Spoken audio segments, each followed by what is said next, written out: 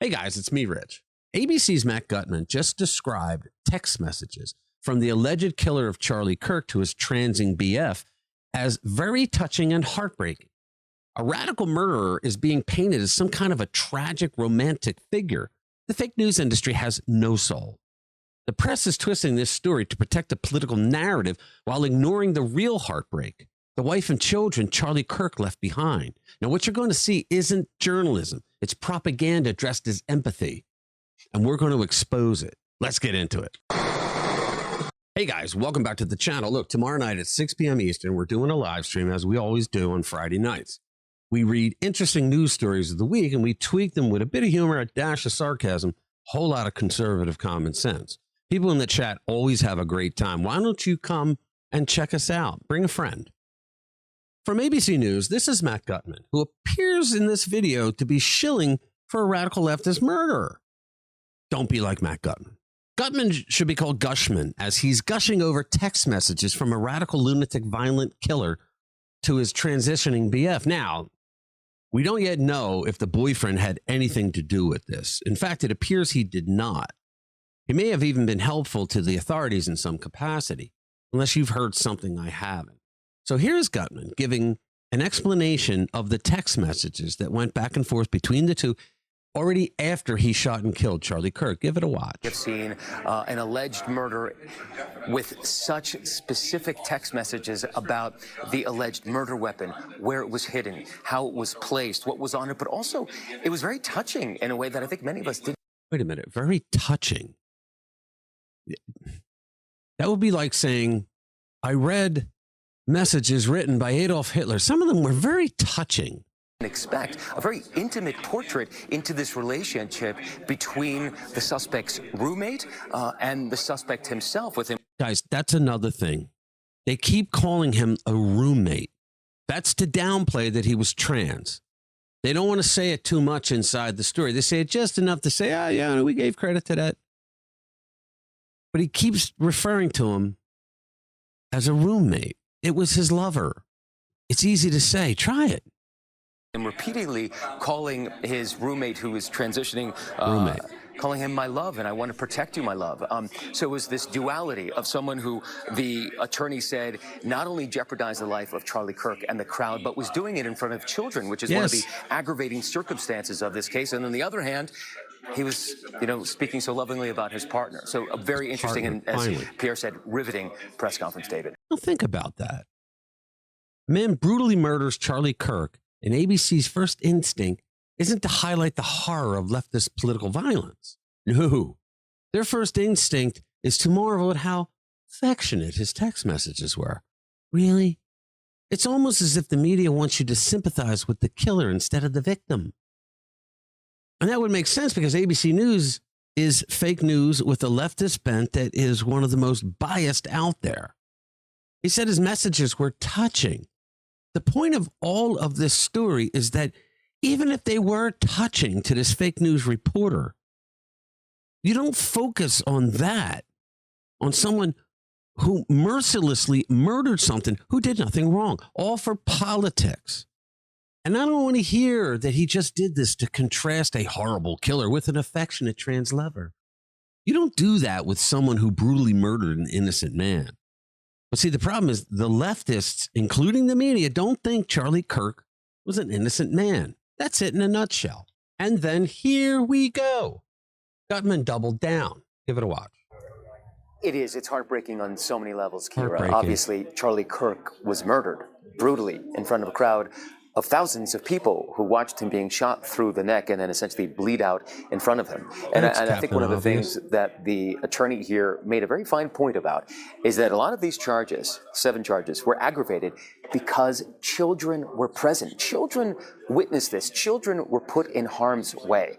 And that was something that obviously is aggravating here, and that's one of the reasons that the suspect, in addition to the alleged murder being political in nature, is facing the death penalty. They're going for the death penalty.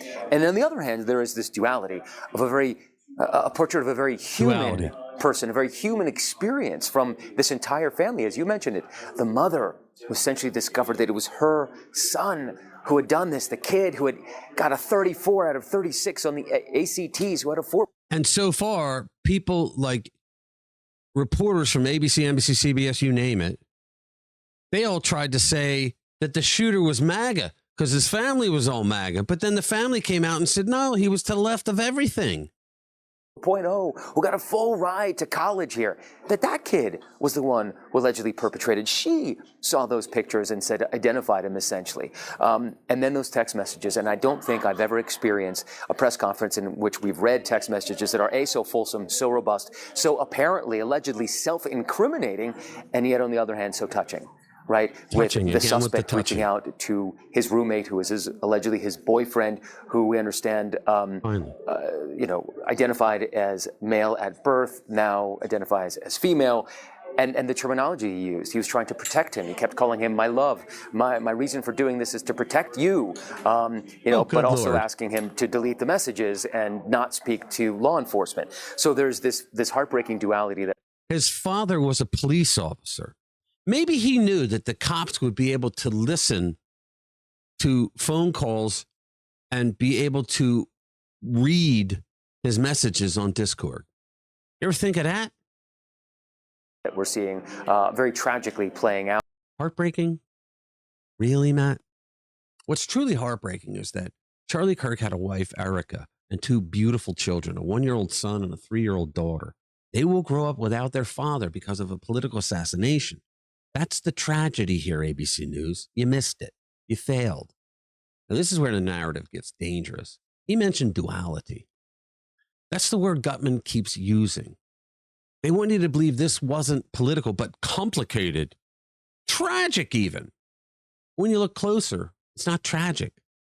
It's calculated all the way through. And yet ABC spins the story with test scores and grades, almost as if the suspect's GPA is supposed to balance out the fact that he gunned down an innocent man on stage in front of thousands. This isn't news. It's emotional manipulation. Now, the internet wasn't buying it. Calls erupted to have Gutman fired for essentially humanizing Charlie Kirk's killer. And while the backlash mounted, Montel Williams joined the cover-up brigade. He called the 22-year-old assassin a love-torn child in his first relationship. Give me a break. So here's Montel Williams doing what he does best, trying to use his former fame to help the left. Give it a watch. Talking about a love-torn child, a kid. This is probably his first real relationship, and somebody was disparaging the person that he loved. He sat on that building for 30 minutes before he took the shot. Why did he wait until the first word trans came up? Then he took the shot. You think he heard it? He could hear it? I think he could hear it. I think he also, I don't believe he was motivated politically. I think this was motivated emotionally. Guys. Here we go. Guys, the evidence here is overwhelming.